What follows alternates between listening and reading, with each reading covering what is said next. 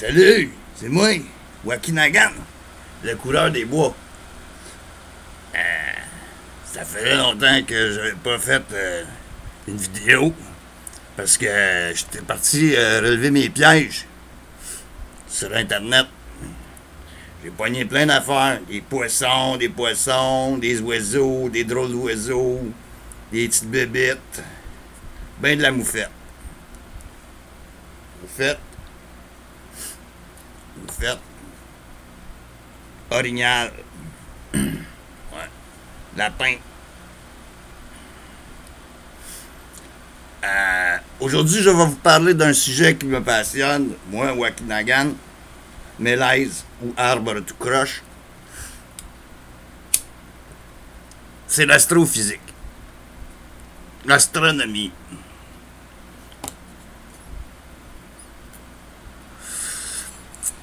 Les scientifiques, eux autres, là, ils font du travail incroyable, vraiment incroyable. Ils ont découvert un endroit dans le ciel où est-ce qu'il se passe rien.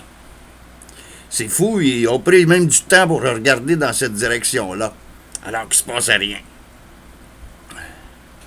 Ça arrive souvent, tu sais, des fois. Ben, souvent puis des fois, c'est pas pareil, mais bon, ça peut arriver qu'on regarde rien, tu sais, des fois. Souvent. Fait que, ils ont découvert un spot où est-ce que il y a presque rien. C'est comme, ils appellent ça le dark spot. Dark spot matter. Ils aiment tout ça. Eux autres, ils aiment ça. Tout ce qui est dark, là, tu sais. Dark matter, dark energy, dark spot. C'est peut-être le point G de l'univers qu'ils ont découvert. Et puis ça se trouve dans la consternation des poissons. Vous imaginez la consternation des poissons? Puis là, ben, ils l'ont observé récemment encore une fois, parce qu'en ce moment, le soleil est de l'autre bord, dans la Vierge. Ah, la Vierge! Ah, la Vierge! Ah! Fait que je vais vous parler de ça. Dans les poissons, ça a l'air que c'est pas mal vide. Comme si les poissons avaient déjà été vidés. Puis c'est vrai, il y a moins d'objets célestes dans cette section-là du ciel. Puis là, je parle le long de l'écliptique. On est proche. On est sur le plan du système solaire. OK? Ensuite, la Vierge. Bon, la Vierge, évidemment, c'est une représentation importante hein, de la fertilité. Donc, elle est représentée dans presque toutes les mythologies, sous différentes formes. Donc, la Vierge est très importante. Est dans le catholicisme, dans la chrétienté, la Vierge, c'est la maman. C'est la maman, donc c'est elle qui donne la vie. Qu'est-ce qu'il y a dans la Vierge? Bon, dans la Vierge, il y a énormément de choses. Il y a une chose qu'on appelle la chevelure de Bérénice. La chevelure de Bérénice, pour ceux qui le savent, c'est un spot où est-ce qu'il y a une concentration de galaxies. Il y a une grosse concentration de galaxies. Quand on est dans notre système solaire, la plupart des étoiles qu'on voit, c'est des étoiles qui font partie de notre galaxie, la Voie lactée. C'est presque... Parce que voir une étoile toute seule dans une autre galaxie, c'est pratiquement impossible. Puis en fait, quand on voit une galaxie, à partir de notre système solaire, on voit juste, ça a l'air d'une étoile. Ça a l'air d'une étoile, mais c'est une galaxie. Fait qu'elle, là, est à des centaines de millions d'années-lumière de distance de nous.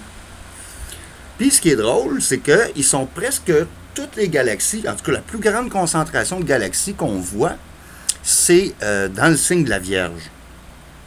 Ah, vous allez me dire, oui, mais c'est merveilleux.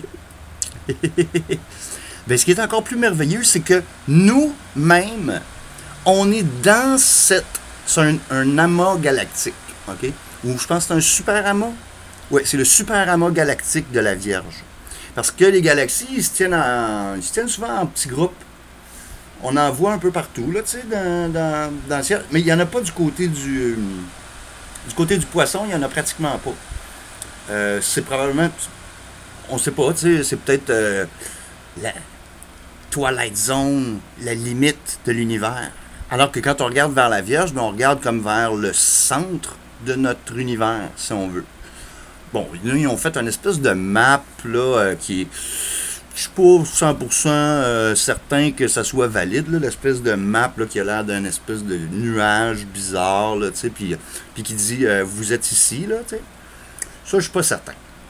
Ce qu'on sait, c'est que notre plus proche voisine en tant que galaxie, la Voie lactée, c'est Andromède. Andromède, elle se trouve là, du côté du taureau. Donc, on est à 60 degrés à peu près dans un cercle. On est à 60 degrés de différence. Donc, angulaire. Angulaire. Oh, oh, un écureuil. Il va tomber dans le piège, c'est certain. J'ai mis des pièges TVA, Radio-Canada, des pièges Futuroscience, Québec Science. J'ai mis des pièges un petit peu partout, là, Smithsonian, puis National Geographic aussi. Ça marche bien, les National Geographic, c'est un méchant bon piège. Tout le monde tombe dedans. Ça pogne, là, ça pogne. T'as même pas besoin de mettre du petit beurre de peanut. Même pas besoin de mettre du petit beurre de peanut.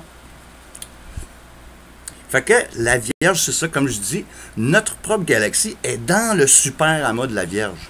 Donc, quand on regarde vers la direction de la constellation de la Vierge, on voit nos voisins les plus proches.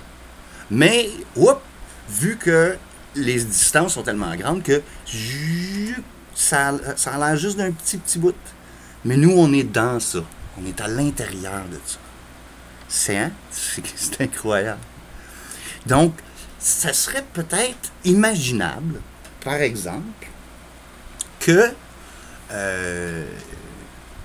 la Vierge, que l'archétype de la Vierge existe sur d'autres planètes ou dans d'autres galaxies.